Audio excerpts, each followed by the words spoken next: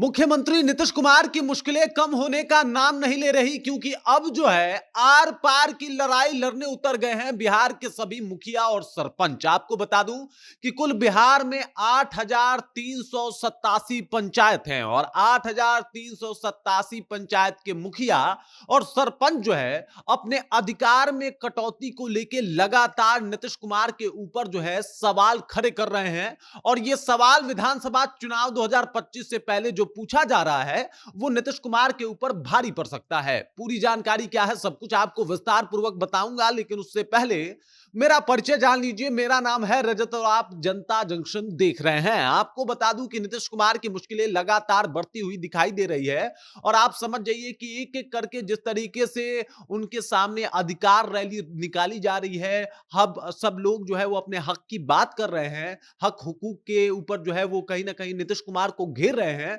इससे नीतीश कुमार की प्रॉब्लम समस्या जो है वो बढ़ सकती है। अभी तो फिलहाल जितने भी मुखिया और जनप्रतिनिधि हैं पंचायत स्तर के, वो सबके सब नाराज हैं नीतीश कुमार से। अब आप समझ जाइए कि 8,387 पंचायत है और 8,387 मुखिया, लगभग इतने ही सरपंच, और इसके अलावा अगर बात किया जाए तो बीडीसी हो गए, पंच हो गए, उसके अलावा वार्ड सदस्य हो गए, इन सबको मिला के कुल संख्या जो है वो हो जाती है 2.5 लाख के करीब। और ये 2.5 लाख जनप्रतिनिधि जो है वो सीधे तौर पे नीतीश कुमार से खफा है, नाराज है। इसके पीछे का कारण ये लोग कह रहे हैं कि देख लीजिए भाई साहब, इनके साथ हो रहा है गलत। ये कह रहे हैं कि हमारे अधिकारों में कटौती की जा रही है और जिस तरीके से हमारे अधिकारों को छीना जा रहा है, इससे हमारी जो व्यवस्था है वो पंगु होती जा रही है। ये बता रहे हैं कि जितनी भी सुविधाएं और जिस तरीके से पंचायती स्तर पे विकास करने की जो भी योजनाएं हैं, उसमें हमारी कोई सहभागिता रह ही नहीं गई है। ये कह रहे हैं कि भाई साहब कोई सहभागिता नहीं है,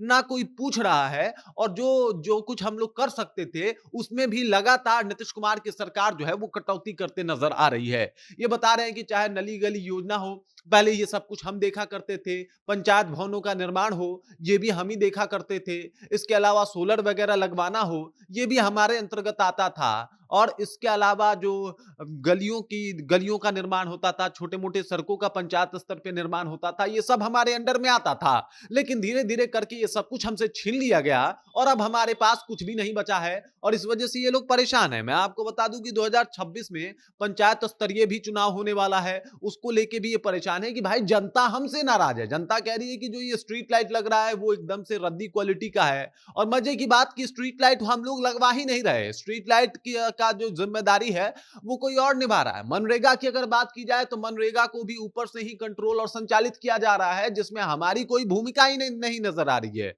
अगर भवन निर्माण की बात की जाए, मतलब पंचायत स्तर पे भवन निर्माण की बात की जाए, तो पंचायती राज के हवाले कर दिया गया है और वो मंत्रिमंडल देख रहा है। तो हम लोग आखिरकार चुने क्यों गए हैं? और इसी को लेके जो है लगातार जो है वो विरोध किया जा रहा है। मुखिया संघ के प्रदेश अध्यक्ष का भी ये कहना है कि हमें पंगु बनाने की राजनीति की जा रही है और इस राजनीति से जो है हम लोग को जरा भी फायदा नहीं पहुंच रहा है। मतलब बिहार के मुखिया, सरपंच और जितने भी पंचायत स्तरीय नेता हैं वो नीतीश कुमार से नाराज हैं। अब समझ जाइए कि नीतीश कुमार से अगर ये नेता नाराज हैं तो इसका बहुत अलग इफेक्ट पड़ने वाला है उनके विधानसभा चुनाव पे। अब समझिए कि पंचायती स्तर के नेता हैं और नेताओं का अपना अपने क्षेत्र में जो है वो दबदबा रहता है, कहीं ना कहीं एक अपना माहौल रहता है, एक अपना वोट बैंक रहता है, तभी वो मुखिया या सरपंच बने हुए हैं। और अगर मुखिया सरपंच की अनदेखी हो रही है और इसकी वजह से परेशान है, तो इसका बहुत बड़ा खामियाजा कहीं ना कहीं विधानसभा चुनाव 2025 में नीतीश कुमार को चुकाना पड़ सकता है। और देख लीजिए स्थिति इसी तरीके की बनी हुई है, जहां पे